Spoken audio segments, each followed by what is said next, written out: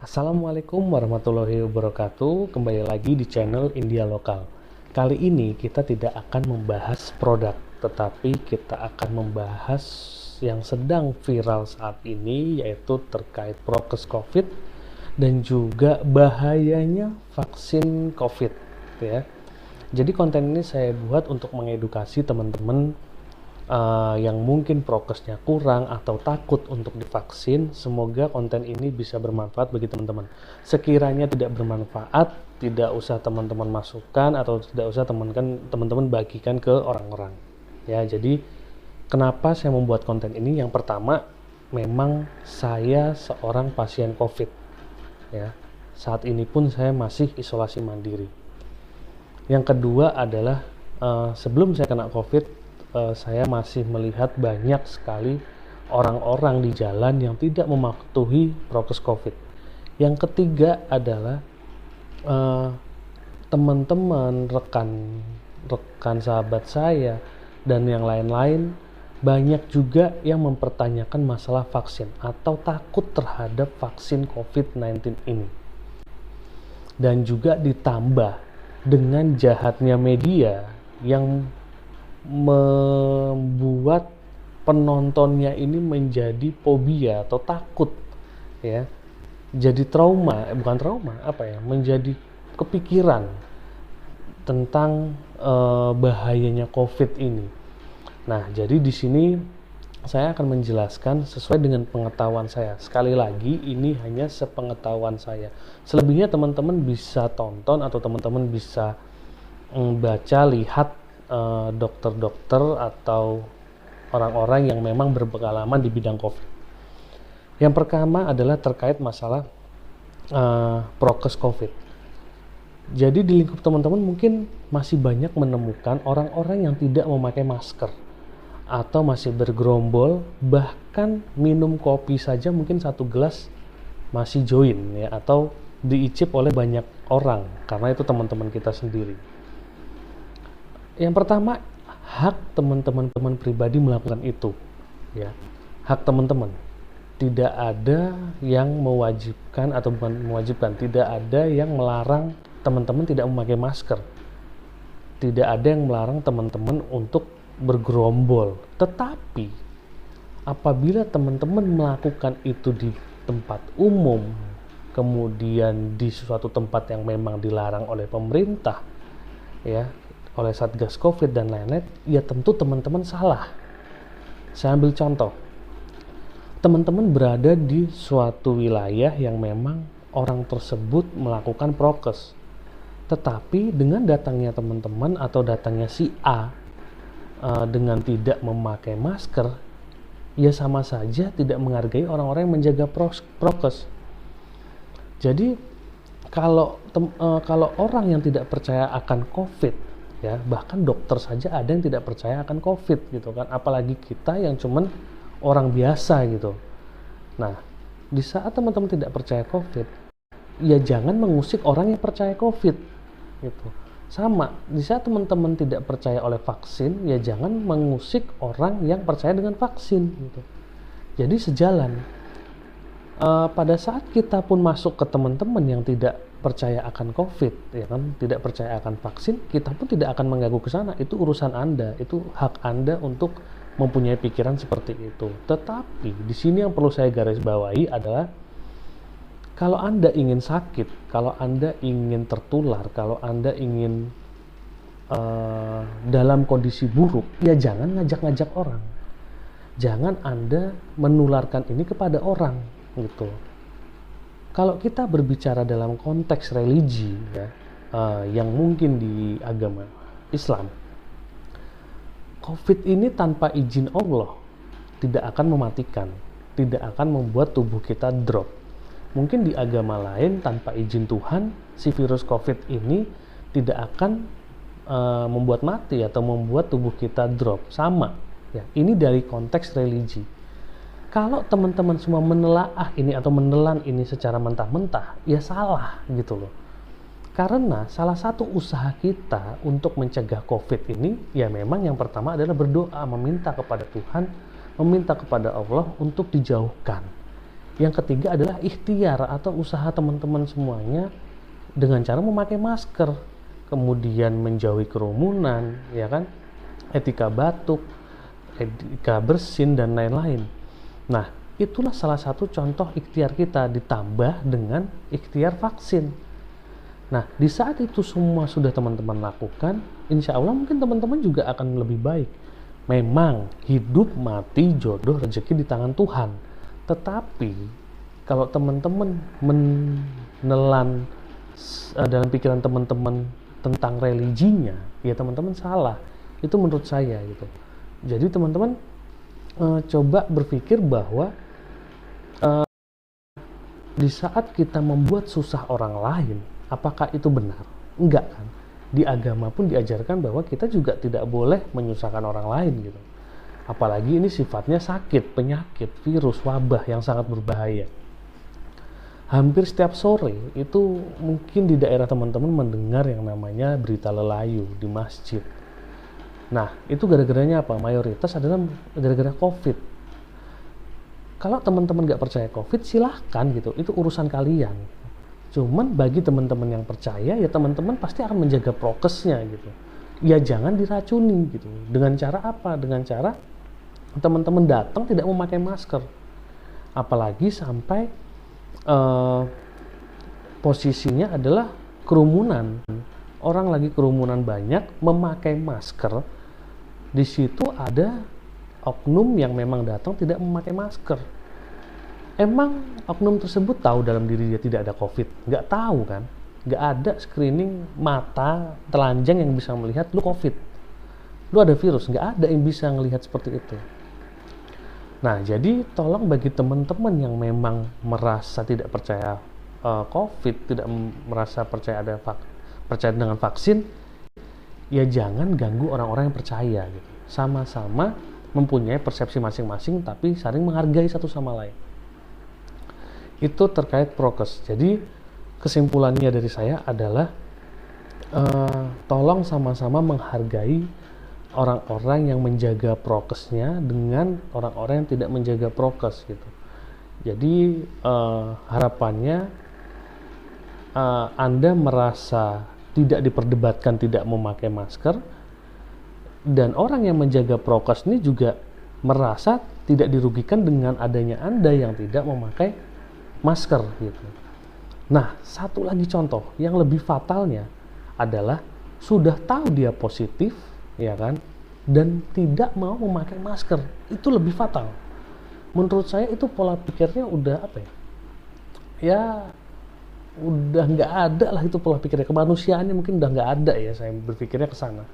Karena apa? Karena dengan semudah itu dia akan gampang menularkan si virus ini dengan pribadi dia yang merasa saya nggak apa-apa gitu, saya nggak sakit, saya nggak ada gejala apapun gitu, padahal dia positif gitu. Nah, kalau itu kena ke orang yang memang punya penyakit bawaan, orang tua dan lain-lain, apa nggak kemana-mana sakitnya gitu.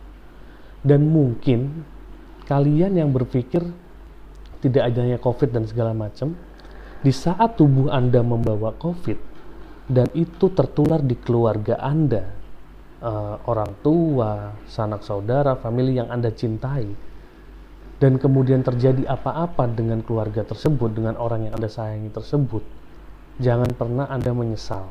Karena apa? Yaitu gara-gara kelakuan Anda semua atau kelakuan orang-orang oknum yang tidak mau memakai masker, tidak mematuhi prokes itu tadi. Nah, jadi sebelum terlambat itu tolong dijaga keluarga Anda masing-masing. Dengan cara apa? Ikhtiarnya adalah memakai masker, menghindari kerumunan, dan juga etika batuk dan lain-lain yang sudah diterapkan dan sudah diatur oleh dokter kesehatan ya, yang jelas terkait dengan prokes COVID ini. Jadi be smart people lah ya.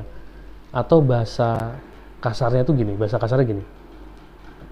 bego boleh, tapi kalau tolol jangan.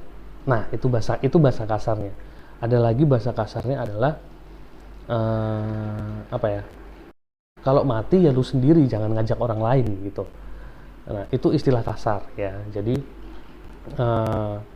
silahkan teman-teman pahami sendiri, teman-teman berpikir sendiri terkait masalah prokes ini, apakah saya sudah mematuhi prokes apa belum ya.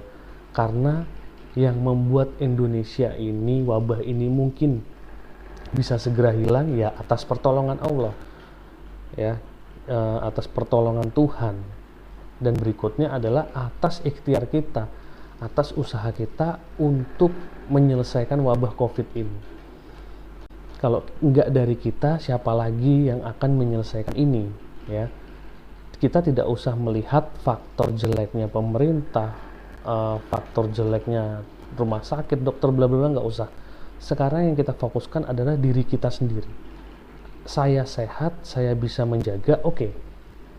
Udah itu aja. Kalau semua bisa menerapkan itu, semua bisa disiplin akan dirinya terkait itu, saya yakin wabah ini juga nggak akan menyebar. Ya, tentunya memang sekali lagi virus ini cara penyebarannya juga mungkin beda-beda, karena apalagi sekarang sudah bermutasi ya, kembali lagi ke si virusnya, si COVID-nya ini ya. Cuman setidaknya kita sudah melindungi diri kita dengan baik. Itu terkait prokes COVID. Nah, selanjutnya adalah tentang bahaya vaksin.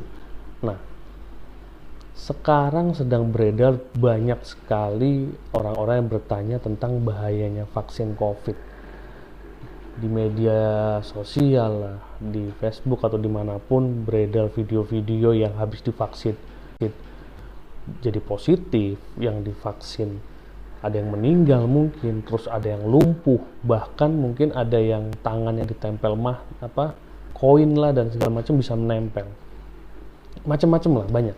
Nah, saya tidak akan membahas itu, tapi di sini saya akan membahas adalah keberanian teman-teman untuk melakukan vaksin.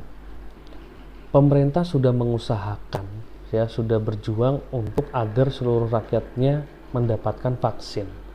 Memang vaksin ini bukan obat, vaksin ini tidak menyembuhkan, tetapi setidaknya vaksin ini adalah bisa meningkatkan resiko terhadap virus ini apabila masuk ke tubuh. Apakah orang vaksin masih bisa terkena COVID? Ya, masih bisa. Masih banyak teman-teman yang sudah vaksin tetapi masih terkena COVID. Tetapi daya virus ini dalam tubuh kita tidak sekejam pada saat orang yang tidak vaksin. Nah, apa aja bahayanya? Menurut saya tidak ada bahaya dalam vaksin ini.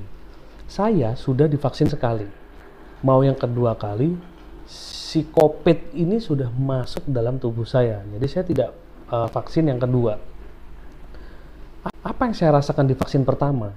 Saya hanya merasakan lapar. Kemudian yang kedua saya hanya merasakan ngantuk. Nah, orang di luar sana berpikiran bahwa setelah COVID jadi seperti ini, bla bla bla bla bla. Pengalaman saya atau pengetahuan saya sendiri, ya, orang mau divaksin itu harus dalam keadaan fit, sehat. Baik itu sehat pikiran ya sehat badan ya.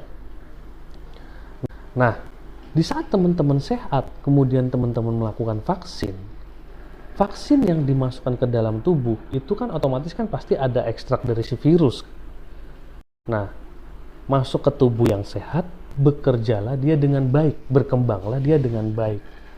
Tetapi di saat tubuh kita sedang tidak sehat kok dimasukin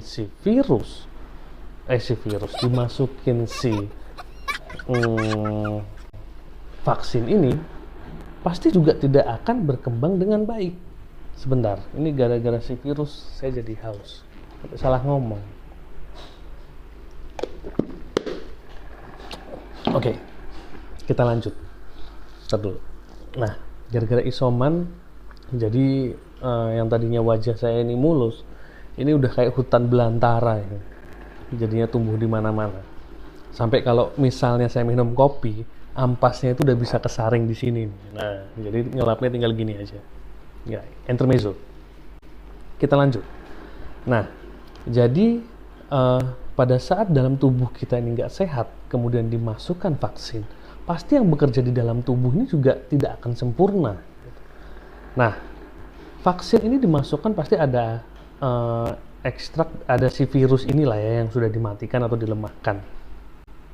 Nah, kemudian pada saat di PCR atau apa menjadi positif gitu kan. Nah, itu yang tahu ilmu kedokteran. Orang mungkin dokter-dokter yang lebih ngerti lah kenapa kok itu bisa terjadi. Tetapi saya di sini hanya menekankan ke teman-teman bahwa di saat teman-teman ingin melakukan vaksin, usahakan teman-teman dalam posisi sehat. Jangan posisi nggak sehat. Karena apa? Anak kecil saja, atau mungkin dulu pada saat kita kecil, kita divaksin saja kita masih terkena penyakit itu. Bahkan anak kecil aja kalau nggak salah ada vaksin, pas masih balita ya kalau nggak salah ada vaksin yang murah nanti demam, yang mahal nggak demam. Nah, beli yang mahal nggak demam, tapi aktualnya juga demam gitu loh. Nah, jadi teman-teman jangan termakan oleh media sosial yang menakutkan teman-teman semuanya gitu. Banyak teman-teman yang sudah vaksin, atau teman-teman bisa tanya lah ke orang-orang yang sudah vaksin apa yang mereka rasakan. Nah, itu mungkin teman-teman akan merasa senang sendiri lah. Tapi tanyanya juga dengan orang yang memang dalam keadaan sehat. Dia divaksin, kemudian merasakan apa? Nah, teman-teman tanya ke situ. Jangan tanya sama orang yang tidak sehat, tetapi pura-pura sehat, kemudian melakukan vaksin. Nah, itu yang salah gitu. Jadi tolong teman-teman jangan menutupi ketidaksehatan teman-teman semuanya. Karena mungkin takut jatah nggak dapet, mengurus administrasi susah, nantinya akhirnya udah saya vaksin aja gitu. Padahal tubuhnya sedang tidak sehat. Nah, itu usahakan jangan. Pastikan teman-teman semuanya dalam keadaan sehat, baru teman-teman vaksin. Insya Allah vaksin yang masuk ke dalam tubuh teman-teman semua itu bekerja dengan baik. Sekali lagi, vaksin itu bukan obat ya, tapi vaksin itu adalah mengurangi resiko gejala apabila si COVID ini masuk ke teman-teman semuanya. Jadi sekiranya itu yang bisa saya sampaikan ke teman-teman. Semoga bermanfaat buat teman-teman semuanya. Dan sekali lagi, semua yang saya sampaikan hanyalah pengetahuan saya atas apa yang sudah saya lakukan dan yang sudah saya rasakan terkait saya terkena COVID ya. Apabila ada yang sekiranya kurang berkenan di teman-teman, ya tidak usah dipahami di teman-teman. Silahkan teman-teman ambil sisi positifnya. Yang sekiranya, yang saya sampaikan salah, ya tidak usah teman-teman tanggapi dengan hal yang negatif ya. Sekali lagi yang saya sampaikan bahwa ini hanyalah pengalaman saya. Satu lagi, untuk orang-orang yang mungkin tidak percaya COVID ya, saya sebagai seorang pasien COVID memang apa yang saya rasakan dalam tubuh saya itu real, sama seperti yang di-share oleh teman-teman kedokteran gejala COVID. Yang pertama memang demam, kemudian badan itu persendian linu, kemudian dada itu nyeri, mungkin ada yang sesek, ada yang nyeri. Alhamdulillah saya tidak sesek atau nyeri. Nah, penciuman hilang. Nah, jadi itu yang saya rasakan. Jadi COVID itu real gitu. Jadi jangan teman-teman nggak percaya bahwa COVID itu nggak ada gitu. Tapi kembali lagi, hak asasi ya, bukan hak asasi, kepercayaan teman-teman lah ya terkait COVID ini.